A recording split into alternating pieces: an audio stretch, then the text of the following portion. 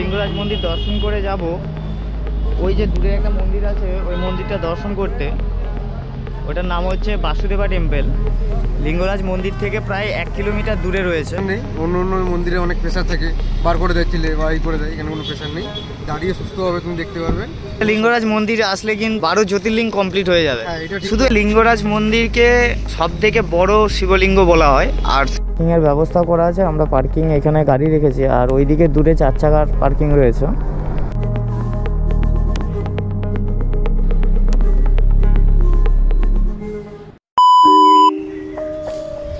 Good morning from Bhubaneswar. আজকে আমরা রয়েছি ভুবনেশ্বর। এখন ঘড়িতে বাজছে 7টার মতো। আমরা এখান থেকে বেরিয়ে যাচ্ছি লিঙ্গরাজ মন্দিরের দিকে। এখানে সবাই রেডি। আমরা আপাতত জাস্ট নর্মাল ড্রেস পরে বেরোচ্ছি, এসে আবার ড্রেস আপ করবো। আর এই হলো রুম।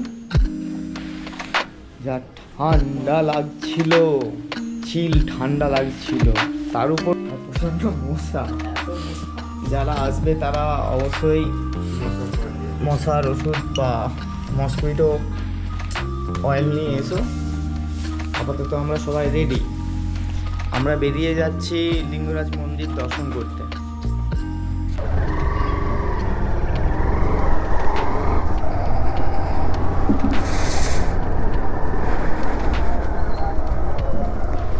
আমরা হোটেল থেকে বেরিয়ে পড়লাম।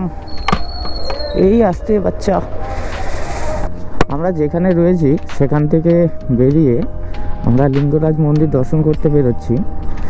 তার আগে পড়বে মৌসুনা চক। বাঁদিকের আমরা এই কাট আউটটা নেবো, কাট আউটটা ধরে ডান দিক নেবো। ডান দিক থেকে সোজা রাস্তা। আমরা রয়েছি স্টেশনের কাছে। তো এই এলাকাটা খুব ভালো এলাকা এবং পরিবেশটাও সুন্দর। তার সাথে ট্রেনের কিছু আওয়াজ রাত্রেবেলা আমাদেরকে ঘুমাতেও দেয়নি অবশ্য, মানে আমরা এনজয়ও করেছি। রাত্রের দিকে প্রায় 1টা-1.5টা বেজে গিয়েছে ঘুমাতে।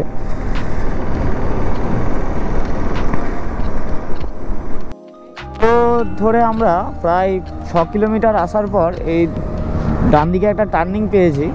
এই রাস্তা দিয়েই যাচ্ছে লিঙ্গরাজ মন্দির। তো এইখানে গেটটা হচ্ছে, এখনও গেটটা কমপ্লিট হয়নি। তো দুটো পিলার দু সাইডে তুলেছে দেখছি। এখান থেকে 1 কিলোমিটারের মতন, বেশি না মনে হয়।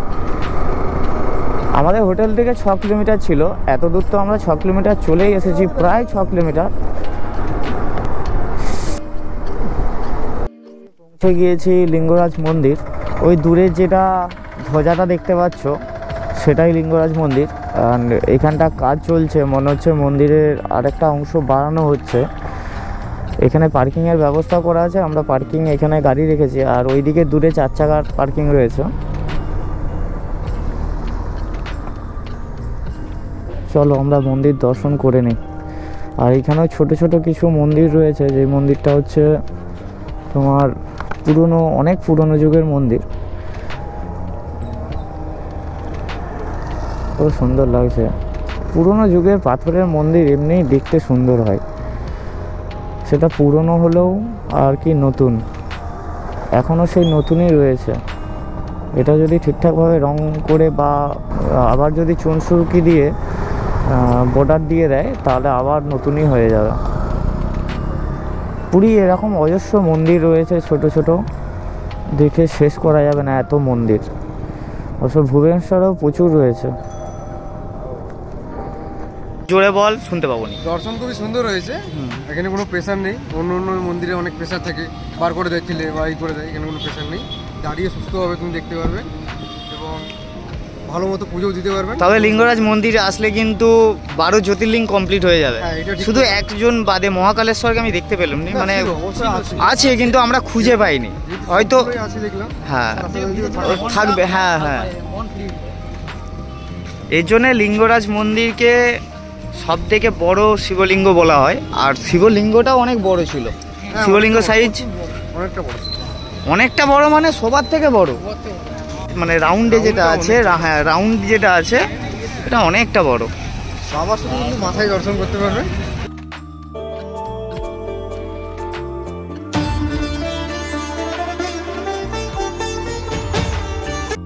আর এই দিকটাও পার্কিং জোন। আমরা গাড়ি রেখেছি ওই দিকে।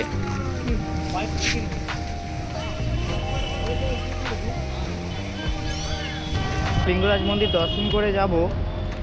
ওই যে দূরে একটা মন্দির আছে, ওই মন্দিরটা দর্শন করতে। ওটার নাম হচ্ছে বাসুদেবা টেম্পল।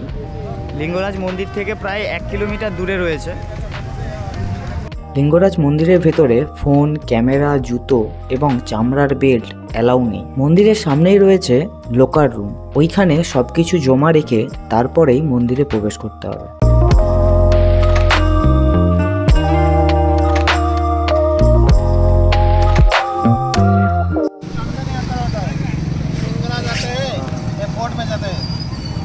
तो उस टाइम जाते हैं।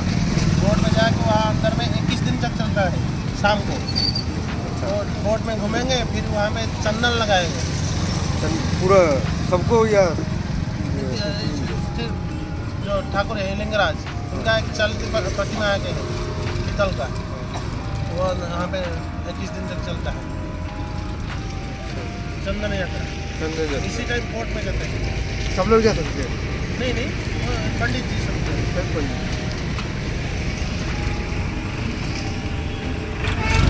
21 दिन तक वो पूजा पाठ होता है। ওড়িশাতে একটা সুবিধা ভালো যে কোথাও পুলিশ নেই। আর রাস্তায় যদি চালান কেটে, অনির্বাণ যদি ধর তোকে তোর মোটামুটি উড়িষ্যাতে এসছিস, অনেকগুলো চালান কেটে নিয়েছে, 5-6টা চালান কেটেছে, অনলাইন চালান। তুই বুঝতেও পারিস, তুই বাড়ি যেয়ে দেখলি এতগুলো চালান ফাইন মেরেছে, তো 7 দিনের মাথাটাই গাড়িটা বিক্রি করে দিলি, হবে না? তুই আবার নতুন গাড়ি নিয়ে নিলি। যেহেতু সব জায়গায় ক্যামেরা বোস করানো আছে, 60-এর বেশি গাড়ি উঠলেই ফাইন দিতে হবে। আর আমাদের ওয়েস্ট বেঙ্গলে মামুগুলো বসে আছে, হেলমেট নাই, গ্লাভস নাই, জুতো পাওয়া নিগানে, টুপি পাওয়া নিগানে, তারপর লাইসেন্স কই, ধোঁয়া চেক, এইসব চলছে। আর আমাদের এইসব উড়িষ্যাতে কোনো ব্যাপার না। এটা হলো ভুবনেশ্বরের কোর্ট। কাকা পেছন থেকে হরেন মারছে, জ্বালাচ্ছে।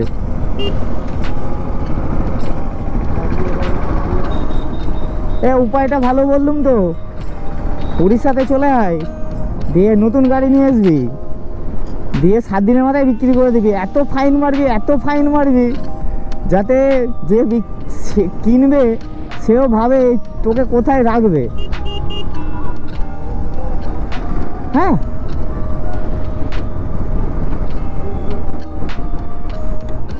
এটাই না, এখানেও ক্যামেরা দেখ, বুঝতেই পারবি নি তুই ক্যামেরা আছে বলে। সিগন্যাল ব্রেক করলি ব্যাস।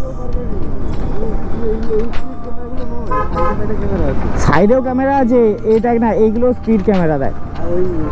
আমরা কোন দিকে যাবো? সোজা যাবো তো? আমরা সোজা যাবো।